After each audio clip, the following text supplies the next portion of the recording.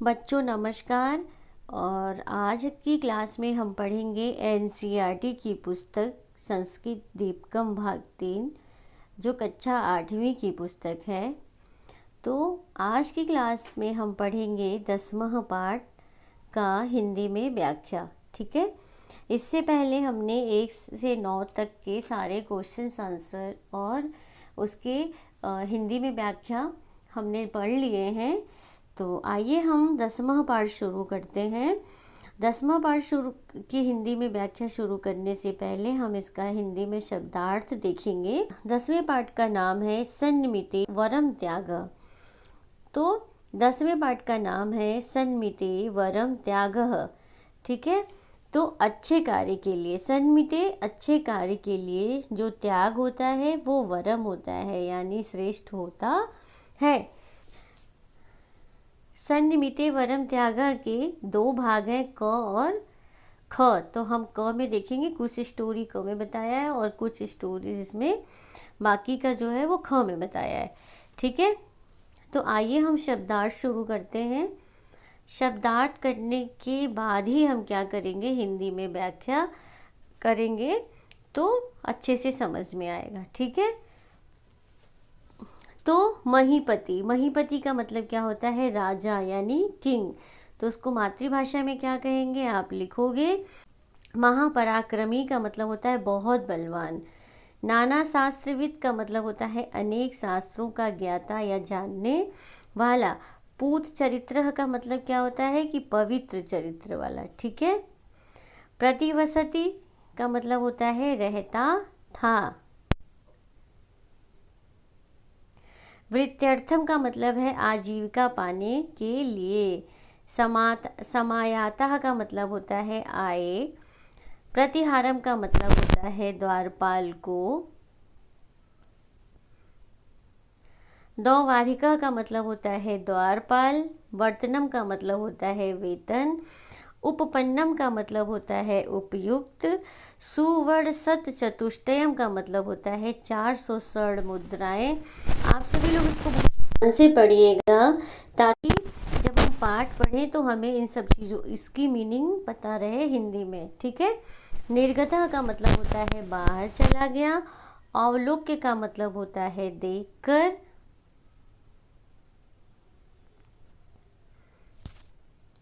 नियोजित का मतलब होता है नियुक्त करना। उपपन्नम का मतलब होता है उचित। धृतः युद्ध का मतलब होता है शस्त्र धारण किए हुए। अहर्निशम का मतलब होता है दिन और रात। करुड़ो रोदन ध्वनिम, करुड़ रोदन ध्वनिम, करुणाजनक क्रंदन ध्वनि यानी सॉरोफुल वॉइस।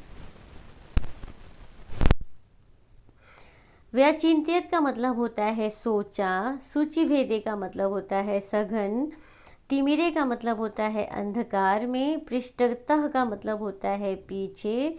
निरूपयामी का मतलब होता है देखता हूँ। खड़गपाड़ी का मतलब होता है खड़गधारी। ठीक है।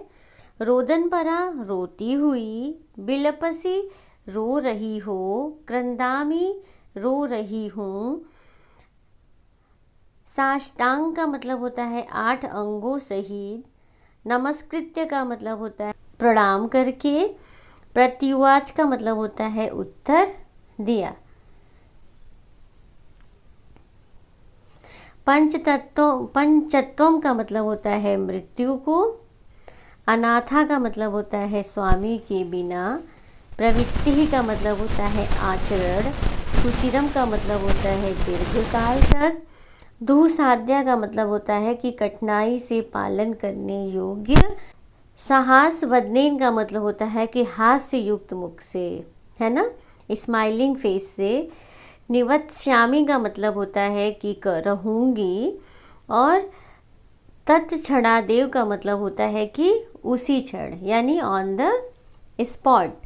तो इसको हम मातृभाषा में क्या कहेंगे, आपको यहाँ पर लिखना है कि आचरण को मातृभाषा में क्या कहेंगे, दीर्घकाल को मातृभाषा में क्या कहेंगे, कठिनाई से पालन करने योग्य को हम क्या बोलेंगे मातृभाषा में। तो ये सब आपको मातृभाषा में भी इसके अर्थ को लिखना है। तो इसको अच्छे से पढ़ेंगे, पढ़ने के बाद ही आप क्या करेंगे, हिंदी में अनुवाद देखेंगे। तो आइए हम हिंदी में अनुवाद शुरू करते हैं। संस्कृत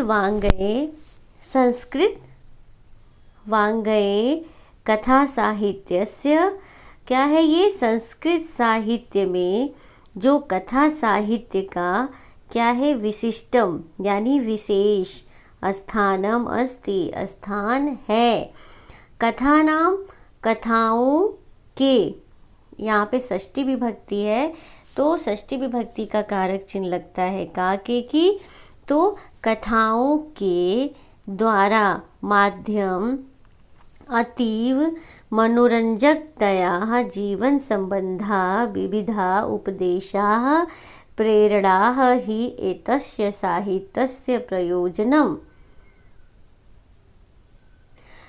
तो कथाओं के माध्यम से अतीव बहुत ही मनोरंजकतया रोचक ढंग से जीवन संबंधा, जीवन से जुड़े हुए यानी जीवन से संबंधित, विविधा मतलब अनेक, उपदेशा उपदेश, ही प्रेरणा और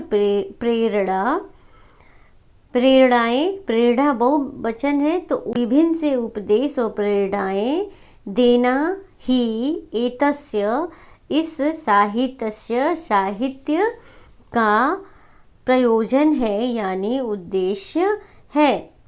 संस्कृतस्य संस्कृत का कथा साहित्यम, कथा साहित्य अत्यंतम अत्यंत समृद्धम समृद्ध वैविध्यपूर्णम च और विविधताओं से क्या है, परिपूर्ण अस्ति है।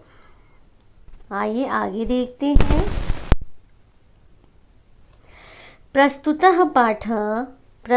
पाठ हितोपदेश इत्यस्मात् नामक कथा ग्रंथात् में पंचमी विभक्ति है तो जिसका कारक चिन्ह है कि कथा ग्रंथों से स्वीकृतः लिया गया है।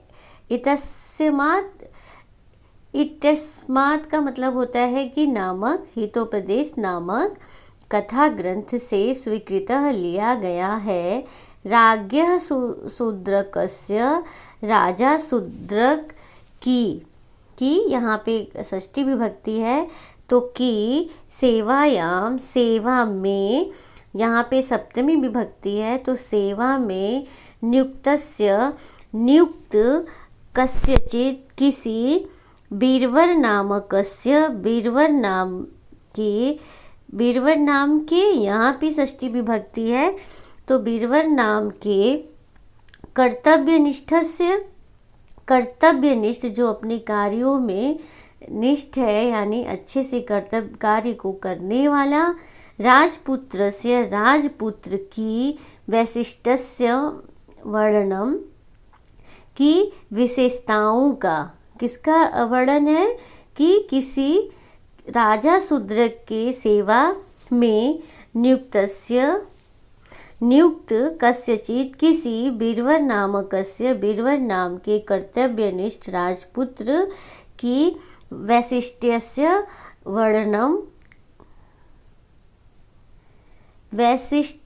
वर्णनम कथायां मत्र वर्तते। तो क्या है, विशेषताओं का वर्णन इस कथा में है। तो इस कथा में, यहाँ पर इस कथा में राजपुत्र की विशेषताओं का वर्णन है। जो बीरवर नाम का कर्तव्यनिष्ठ होता है राज्यपुत्र, उसकी कथा का वर्णन यहाँ पर है। तो आइए देखते हैं स। तो सह राज्ञः, वह राजा, राष्ट्रस्य च, और राष्ट्र की रक्षणाय, रक्षा के लिए, स्वप्राणान् अपि अर्पयितुम् उद्यत अभवत्, राष्ट्र की रक्षा के लिए। तो यहाँ पे देखिए चतुर्थी विभक्ति लगी है तो राष्ट्र की रक्षा के लिए क्या किया, स्वप्राण, अपने प्राणों को अपि भी अर्पित करने के लिए उद्धतः अभवत, तत्पर हुआ था। ठीक है, तो ये स किसके लिए आया है, बीरबल नामक जो राजपुत्र होता है उसके लिए आया है। ठीक है, तस्य स्वामी भक्ति, उसकी स्वामी भक्ति, स्वामी के प्रति भक्ति, राष्ट्राय समर्पण भाव च, और राष्ट्र के लिए समर्पण यानी समर्पित क्या है, प्रेरणा देने के योग्य है। अत्र यहाँ एषः पाठ, यह पाठ भागद्वयः अस्ति, 2 भागों में है। ठीक है, हमने देखा था ना 2 भागों में, तो ये भाग क है, और जब हम एकादश पाठ पढ़ेंगे तो वो भाग ख होगा। तो पठनीय एवं बीरबल कथा, तो अत्र एष, यहाँ पर ये 2 भागों में है, और यह बीरबल की क्या है, पठनीय कथा है, पढ़ने लायक कथा है। तो अनुकरणीय अयं बीरबलः, तो यह बीरबल अनुकरणीय है। तो हम भी इसके बारे में पढ़ेंगे और इसका अनुकरण करेंगे कि ये बीरबल कौन था, राजपुत्र। तो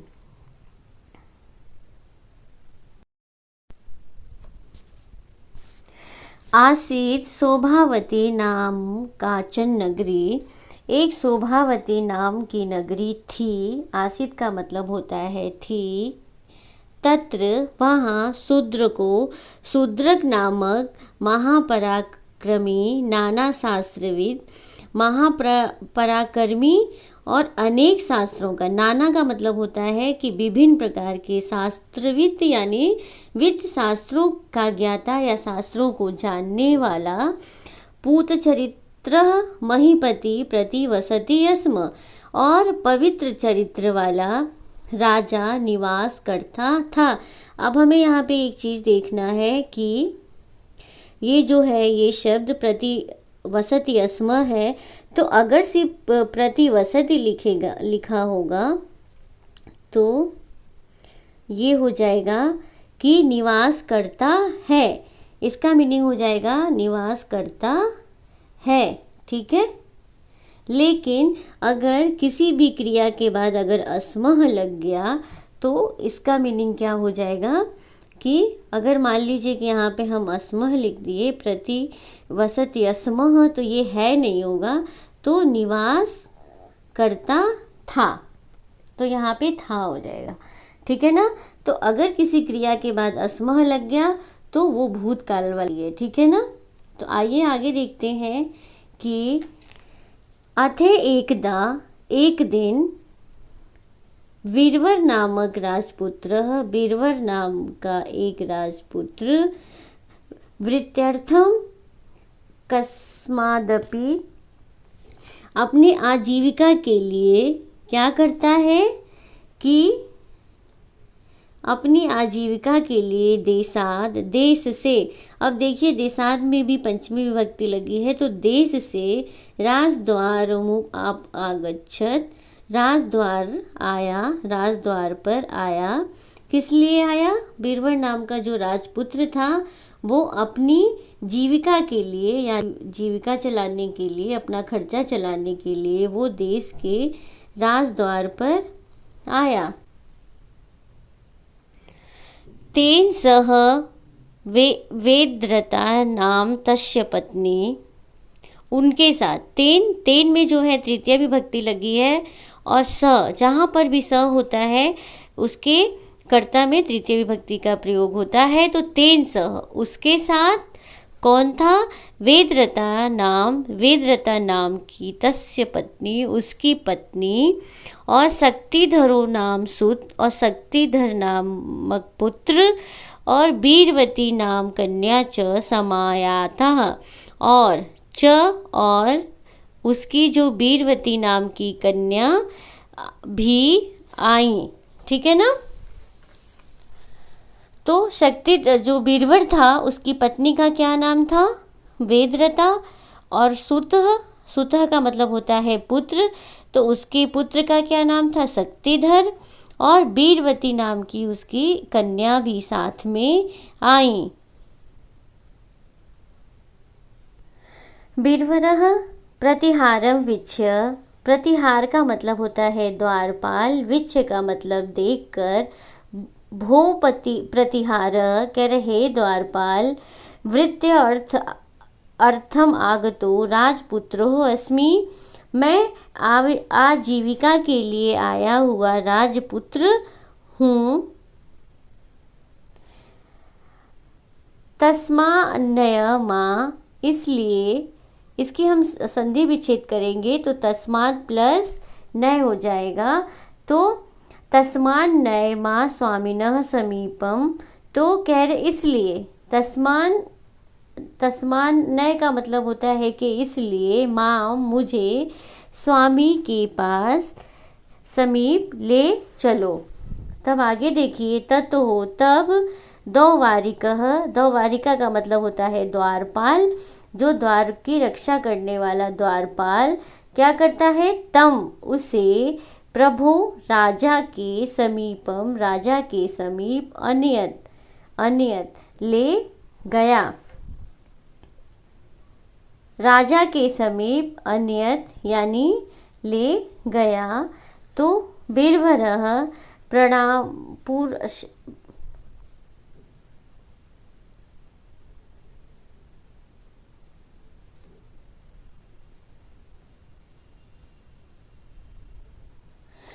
तो वीरवरः प्रणाम पुरुषरम सविनयम, प्रणाम करके विनम्रता से, देव कहता है देव, यदि सौभाग्येन अहम भवतः, यदि सौभाग्य से मैं, भवतः मैं नहीं, अहम मैं, भवतः आपकी, सेवायाम सेवा में, नियोजितः नियुक्त हो जाता हूँ, तही तो यदा दृश्यते जो भी आज्ञा होगी, तत्श्रद्धया पालिष्यामि, तब मैं क्या करूँगा, उसका श्रद्धा से, उसका श्रद्धया श्रद्धा से, पालिष्यामि पालन करूँगा।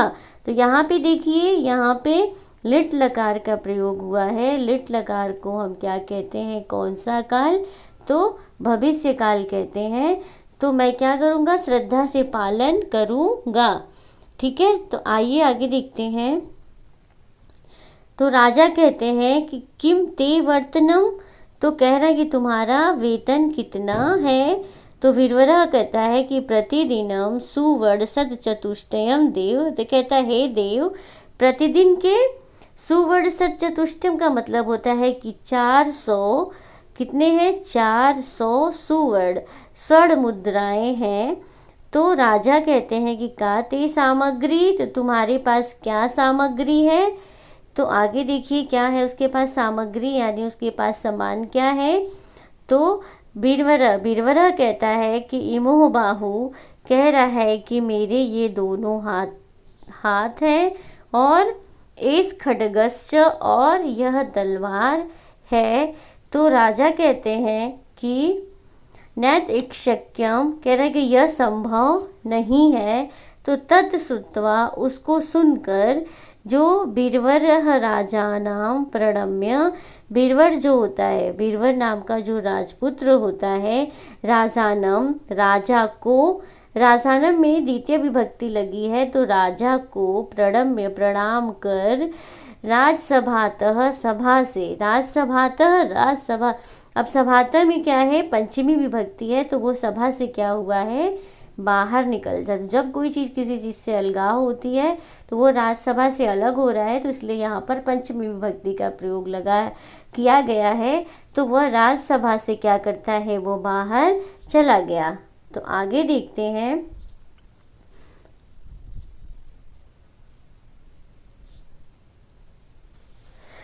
मंत्री तद अवलोक्य, उससे यह देखकर कहता है कि हे देव, दिन चतुष्टयस्य, पहले क्या करो, इसको 4 दिन का वेतन अर्पणेन, इसको क्या करो, वेतन देकर, प्रथम पहले, परीक्षताम, इसकी परीक्षा कर लें, इसके बाद स्वरूपमस्य, और उसके स्वभाव की। कह रहे हैं कि सबसे पहले हम क्या करें कि उसको वेतन कितने दिन की दे देते हैं, 4 दिन की वेतन देकर सबसे पहले हम उसके स्वभाव की परीक्षा कर लेते हैं। और वेतन अर्थिनों, और वेतन मांगने वाले राजपुत्रस्य, वेतन अर्थिनों, वेतन को मांगने वाले जो राजपुत्र की, किमुपन्नमेतत् वेतनम न वेत्ति, तो कह रहे हैं कि वह क्या करेगा, इस वेतन के योग्य है या नहीं। तो एक वहाँ पे मंत्री कह रहा है कि हम सबसे पहले क्या करें, उसको प्रथम पहले हम 4 दिन की उसको वेतन देते हैं और फिर उसके स्वभाव की परीक्षा लेते हैं कि वह वेतन मांगने वाले जो राजकुमार कि वह इस वेतन के, कि किम अपन एमेतत् वेतनम न वेत्ति, तो क्या वो इस वेतन के योग्य है या नहीं है। तो आगे देखते हैं। अथ मंत्रिणाम वचनान, फिर मंत्रियों की वचन के अनुसार तांबुल दानेन, क्या किया, तंबुल देने के कार्य में नियोजितो असो, उसे नियोजित किया। ठीक है ना, नियोजितो अशो, उसे नियोजित किया। और किसको नियोजित किया था, राजपुत्र वीरवरो नरपति नाम। तो उस राजपुत्र वीरवर को राजा ने क्या किया, उसको मंत्रियों के वचन के अनुसार उसको तांबुल दानेन, उसको तांबुल देने के कार्य में नियोजित किया, उस राजपुत्र वीरवर को राजा ने। आगे देखते हैं कि सहच, और वह राजपुत्र क्या करता था, प्रतिदिनम प्रभाते, प्रतिदिन यानी प्रातः काले, राज दर्शन अनंतरम, राजा के दर्शन के बाद, स्व वेतनस्य यक्षति, अपने वेतन का क्या करता था, अब आधा भाग जो था वो किसको अर्पित करता था, देवेभ्यम अर्धम, वो देवताओं को अर्पित करता था। स्थितस्य, और जो 4 दरिद्रेभ्यो ददाति, और जो क्या करता था, बाकी का जो आधा, स्थिति से 4 अर्धम, जो बाकी आधा था वो दरिद्रों को देता। नीचिपति च तद अवशिष्टम भोज्य विलास व्यायार्थम पत्नया हस्ते, और कह रहे हैं कि वो क्या करता था, सच, और वो जो राजपुत्र था वो प्रतिदिन प्रातःकाल, वो राजा के दर्शन के बाद यानी उसके कार्य करने के बाद, अपने वेतन का, स्ववेतनस्य, अपने वेतन का, यच्छति देवेभ्यम अर्धम, वो किसको देता था, देवताओं को अर्पित करता था आधा। और स्थितस्य चा अर्धम दरिद्रेभ्यो ददाति, और क्या करता था, वो बाकी का आधा निर्धनों को देता था। नीछपति, और जो शेष बचता था, नीछपति च, और जो शेष बचता था, अवदिष्टम, जो शेष बचता था,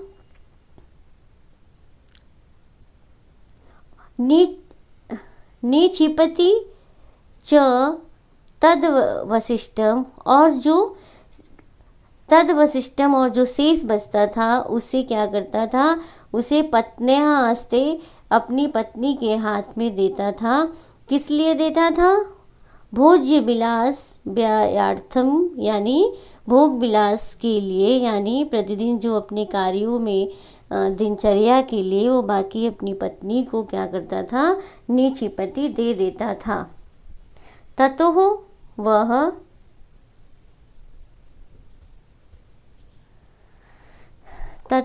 वह आगे देखते हैं,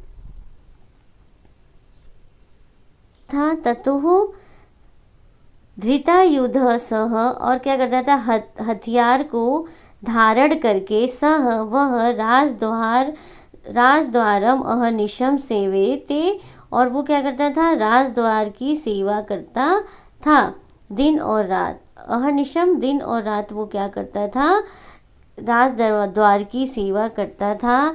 यदा जब राजा स्वयं आदिशति स्वयं आज्ञा देता था, तभी याति स्वगृहम, तभी वह अपने घर जाता है। तो वो क्या करता था, हथियार को धारण करके वह क्या करता था, राजद्वार की सेवा करता था। और यदा जब राजा स्वयं आदिशति उसे आज्ञा देते, तदा तभी वो क्या करता था, याति स्वगृहम, अपने घर को जाता है। इसके अथ एकदा क्या होता है, फिर एक दिन कृष्ण चतुर्दश्याम अर्धरात्रे, कृष्ण चतुर्दश्याम अर्धरात्रे, एक बार क्या होता है कि कृष्ण चतुर्दशी की आधी रात में सह वह राजा श्रुतवान, राजा ने सुना कि क्या सुना उसने, करुण रोदन ध्वनि कांचन, किसी के रोने की आवाज़ सुना। वह राजा, ठीक है। तो राजा कहते हैं कि को वत्र द्वारी तिष्ठति, तो कहते हैं कि इस द्वार पर कौन है। तो बीरवरः सेवको वीरवरो अत्र द्वारी वर्तते देव, कह रहा है कि हे देव, सेवक बीरवर जो है इस द्वार पर उपस्थित हैं। तो राजा कहते हैं कि क्रंदन कहते हैं कि क्रंदन, तो राजा कहते हैं कि क्रंदनम नुशरम, राजपुत्र कह रहे हैं कि हे राजपुत्र, उस रोने की आवाज़ का अनुसर, यानी तुम क्या करो, अनुसरण करो।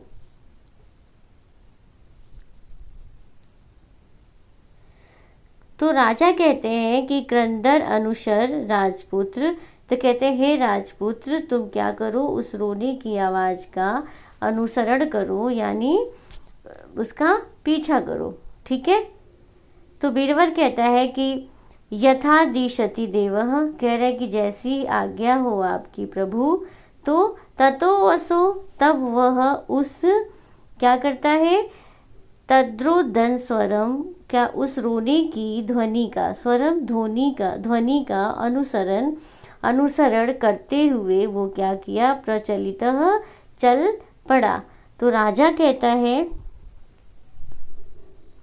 राजा स्वगतम यानी मन में कहता है कि नैस गंतुम अहर्ति, राजपुत्र एकाकी सूची वेदे तिमिरे अस्मिन।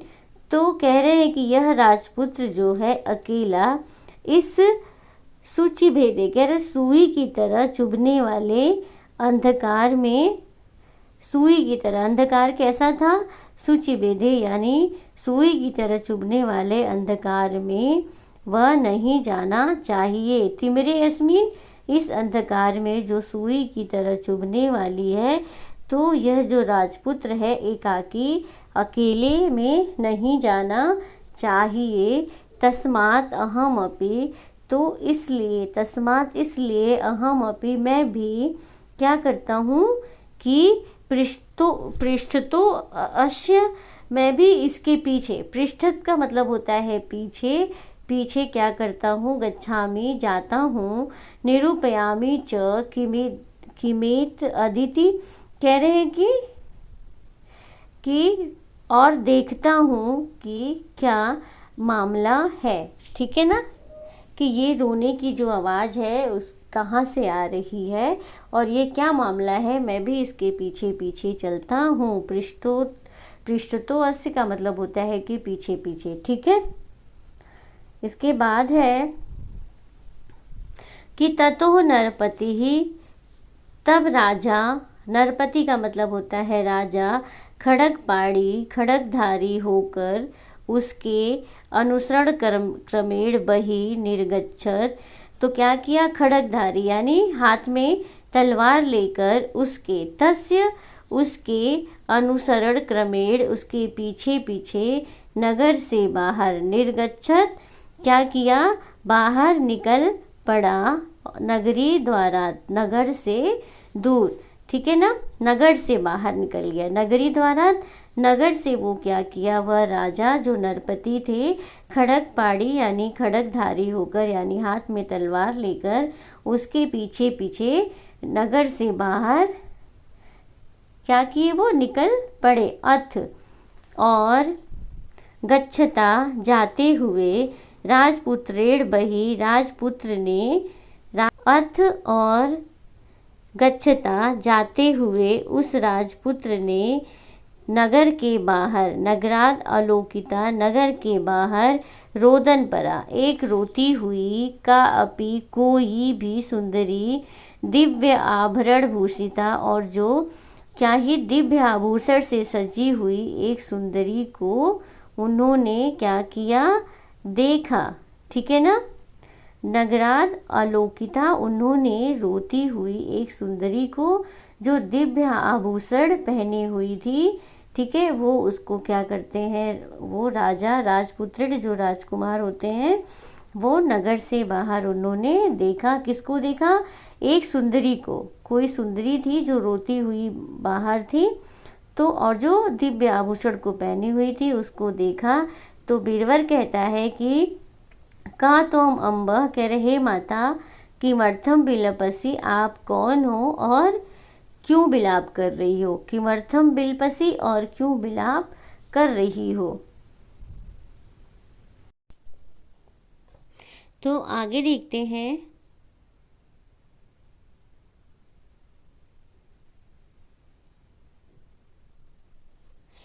तो राजलक्ष्मी कहती है कि वत्स बेटा, अहम एतस्य भूपालस्य शूद्रकस्य लक्ष्मीर अस्मि, कह रहे हैं कि जो मैं क्या हूँ, मैं इस राजा शूद्रक की राजलक्ष्मी हूँ।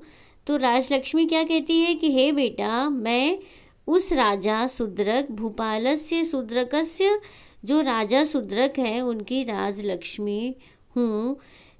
चिरमेतस्य, और मैं लंबे समय से क्या हूँ, भुज छायायाम, मैं लंबे समय से उसकी भुजाओं की छाया, सुमहता, मैं उसकी भुजाओं की छाया में सुखपूर्वक निवास कर रही हूँ। कौन कह रहा है, वो राजलक्ष्मी कह रही है कि मैं कौन हूँ, भूपाल शूद्रक यानी जो राजा शूद्रक हैं, भू राजा, उनकी मैं राजलक्ष्मी हूँ।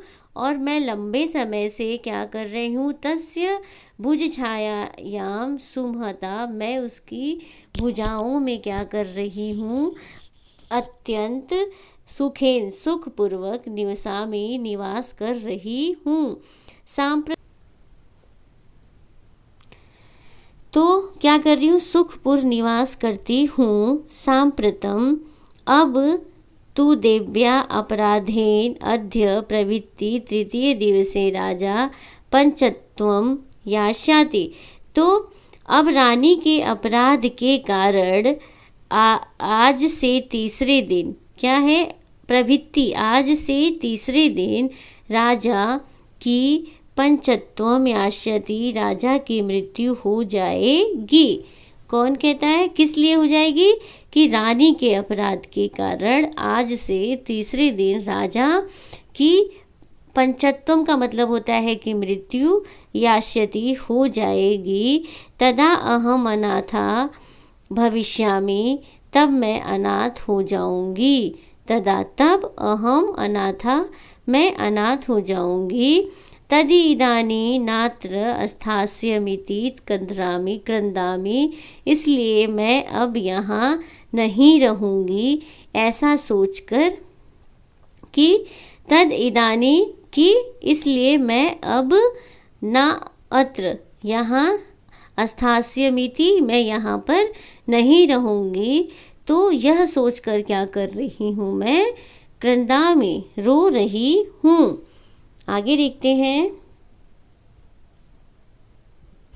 तो बीरबल कहता है तदा कड़्य प्रणिपत्य, तो भगवती उसकी बातों को सुनकर उसको प्रणिपत्य प्रणाम करता है, कहता है कि हे भगवती, असत असत्यत्र कक्षिदुपायो येन भगवत्याः पुनरिह चिरवासो भवति सुचिरम जीवति स स्वामी। तो कह रहा है कि आप क्या कर कोई उपाय बताइए भगवता, जिससे कि वो जो राजा हैं, वो जो स्वामी है वो सुअचिरम जीवती मतलब लंबे समय तक जीवित रह सकें। तो ऐसा आप कोई उपाय बताइए। तो राजलक्ष्मी कहती है कि अस्ति वत्स, कह रहे हैं कि है बेटा, उपाय है। तो एक वात्र प्रवृत्ति, कह रहे कि एक ही विधि है, एक वात्र प्रवृत्ति, कह रहे एक ही विधि है। सा च अतीव दुसाध्या, तो कह रहे हैं कि वो कैसी है, वो जो उपाय है, जो विधि है, लेकिन वह कैसी है, बहुत ही सुसाध्य है, यानी कठिन है। तो आगे देखते हैं।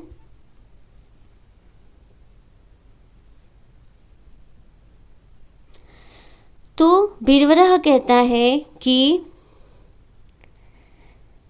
स अष्टांगम नमस्कृत्य, 8 अंगों के साथ नमस्कार करके कहता है कि अम्ब, कि हे माता कथय, बताइए कि कह सह उपाय दुसाध्य। तो कह रहा है वो कौन सा उपाय, कठिन उपाय है। तो राजलक्ष्मी कहती है कि सूर्यताम पुत्र, कह रहे तो सुनो बेटा कि यदि तुम्हारे द्वारा स्वस्य सर्वतः, तुम्हारे द्वारा अपने चारों तरफ के अपने प्रिय वस्तु को क्या करो, साहसवदनेन, हंसते हुए वदनेन यानी वाणी से, भगवती सर्वमंगलाय,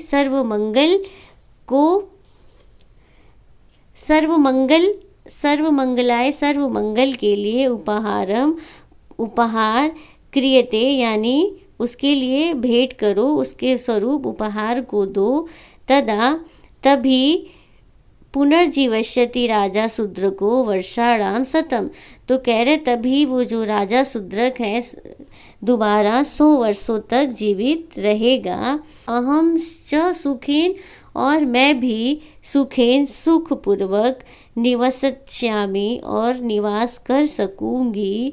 ततः सा, इसके बाद सा जो है, सा का मतलब होता है वह, और लेकिन ये स्त्रीलिंग के साथ लगता है, तो ये सा किसके लिए आया है, उस राजलक्ष्मी के साथ के लिए आया है। तो इसके बाद जो वह राजलक्ष्मी है, तत्क्षण अदेव, क्या करती है, तत्काल गता अदृश्यताम, वो क्या करती है, तत्काल वहाँ से, और क्या करती है, उसके तत्सम्मुखात, उसके पास से वो अदृश्य हो गई, यानी वहाँ से गायब हो गई, जो वहाँ दिखाई नहीं दे रही थी।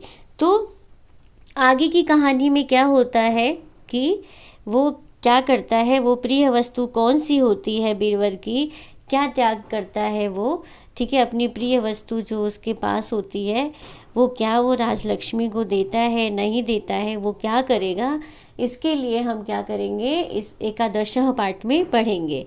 तो आज की क्लास में हमने पढ़ा 10वां पाठ का हिंदी अनुवाद। तो आप सभी को मेरी वीडियो कैसी लगी, आशा करती हूँ कि अच्छी लगी है। अगर अच्छी लगी हो तो लाइक, शेयर एंड सब्सक्राइब ज़रूर कीजिए। तब हम मिलते हैं नेक्स्ट वीडियो में।